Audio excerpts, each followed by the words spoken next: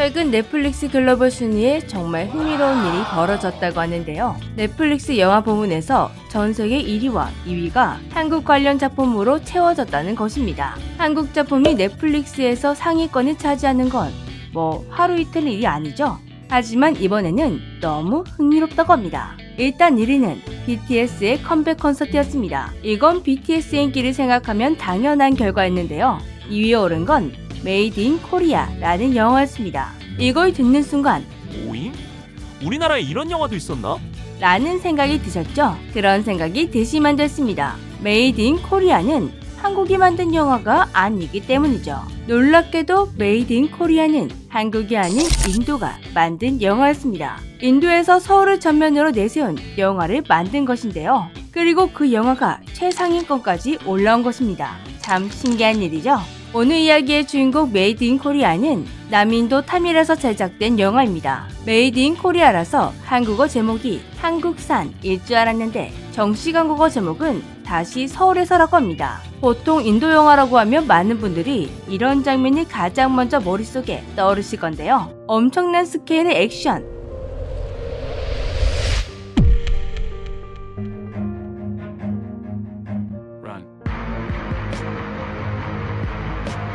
개연성 따위 잠시 접어둔 단체 군무. 그런데 다시 서울에서는 인도 영화임에도 불구하고 이런 장면들을 찾아볼 수가 없다고 합니다. 이 작품은 그동안 인도가 보여준 화려하고 흥겨운 모습과는 다른 색다른 매력을 담고 있다고 하는데요. 그렇다면 이 영화는 어떤 이야기를 담고 있을까요? 주인공은 샘바라는 인도 소녀입니다. 그녀는 어린 시절부터 유독 한국을 동경하며 자라왔는데요. 그 이유는 바로 한국과 인도를 연결하는 전설 속 인물 허왕옥 때문이었습니다. 허왕옥은 금강가의 시조인 수로왕의 왕후로 한국인들에게는 허왕후, 보주태후로 잘 알려진 인물입니다. 그녀는 아유타국의 공주로 오빠 장유화상과 배를 타고 가락국에 넘어와 왕후가 되었다고 알려져 있는데요. 영화는 허왕옥이 남인도 타밀 지역과 연결된다는 해석을 바탕으로 이야기를 끌고 갑니다. 한국에서는 보통 북인도 출신설이 더 익숙하지만 타밀 영화인 만큼 이 작품은 타밀 지역과의 연관성을 더 강하게 가져갔습니다. 인도 영화지만 한국의 역사도 한 스푼 들어가 있다 보니 이 설정 하나만으로도 영화는 꽤 흥미로워졌는데요. 그러니까 이 작품은 단순히 인도 소녀가 한국을 좋아해서 서울에 간다 이런 가벼운 전개가 아니었던 것입니다. 역사적 상상력, 문화적 연결고리, 그리고 한류에 대한 동경이 한꺼번에 섞여 있습니다. 특히 어린 시절의 샘바의 모습은 굉장히 인상적입니다. 한국에 너무 가고 싶은 나머지 기차를 타면 한국에 갈 수 있다고 믿을 정도로 순수한 모습을 보여주었는데요. 물론 현실적으로는 말이 안 되는 상상이지만 그만큼 이 아이의 한국 사랑은 진심이었다는 걸 보여주는 장면이었습니다. 그리고 시간이 흐른 뒤 샘바는 정말로 비행기를 타고 한국에 오게 됩니다. 그렇게 도착한 서울, 본격적인 이야기는 여기서부터 시작되는데요. 막연하게 꿈꿨던 한국과 실제로 살아가는 한국은 전혀 달랐습니다. 언어도 쉽지 않지만 사람도 낯설고 일자리도 쉽지 않습니다. 자신의 상상과는 다른 한국이었지만 샘바는 한국에 남아 살아가는데요. 일을 구하고 사랑과 부딪히며 버텨나갑니다. 그리고 재미있는 건 이 영화가 서울을 그리는 방식이었습니다. 그냥 반짝반짝 관광지처럼 소비하지 않았는데요.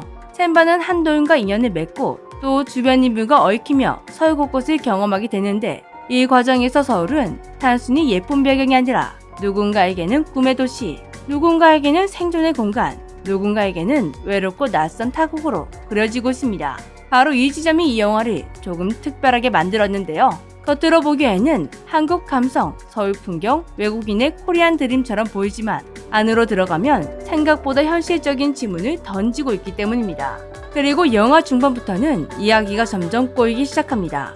샘바의 한국 수행활이 조금씩 자리를 잡는가 싶더니 예상치 못한 사건이 터지면서 상황이 완전히 뒤집히게 되는데요. 심각한 오해에 휘말리게 되며 급기야 유치장 신세까지 지게 됩니다. 여기서 영화는 묻습니다.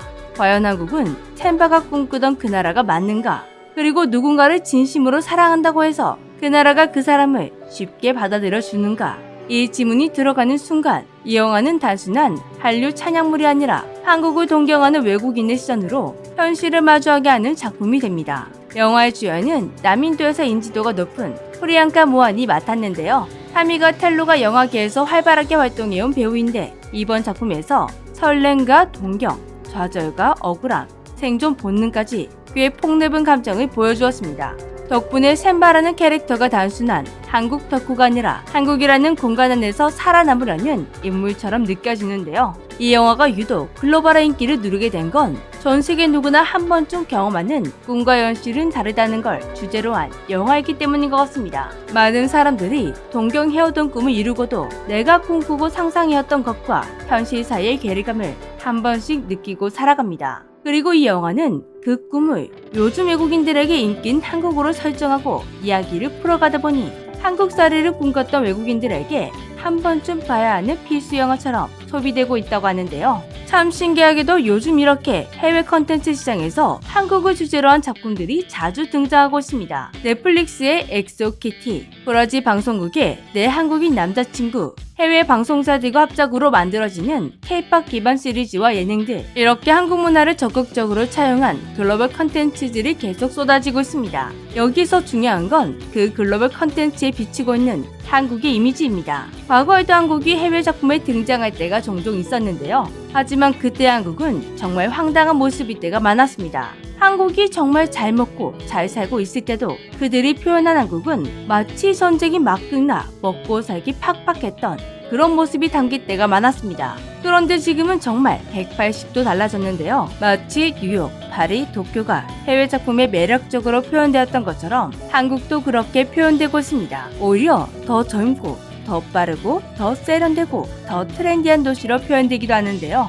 이쯤 되니 진짜 이런 말이 나올 수밖에 없습니다. 이러니 전 세계가 한국만 찾지. 특히 해외 젊은 층들에게 서울은 평범한 아시아의 수도 중 하나가 아니라 감각과 유행을 생산하는 도시처럼 소비되고 있습니다. 그리고 이 영화에 담긴 의미는 하나 더 있습니다. 인도가 한국을 메인 배경으로 한 작품을 만들었는데 그게 넷플릭스 글로벌 2위까지 올랐다는 것. 이건 단순한 화제성의 의미가 아니라고 하는데요. 한국이라는 공간과 이미지가 이제는 세계 컨텐츠 시장에서 확실한 흥행 코드가 됐다는 걸 보여주는 것이라고 합니다. 이제 세계는 한국의 음악만 소비하는 것이 아닙니다. 한국의 도시를 무대로 상상하고 한국의 이미지를 이야기의 중심에 놓고 한국을 가장 트렌디한 문화 코드로 받아들이고 있습니다. 한마디로 말해 한국은 이제 자국 컨텐츠만 강한 나라가 아니라 외국 창작자들까지 먼저 가져다 쓰고 싶어하는 배경이 되어버린 것입니다. 여러분은 어떻게 생각하시나요? 한국을 배경으로 한 해외 작품들이 계속 늘어나는 지금의 흐름,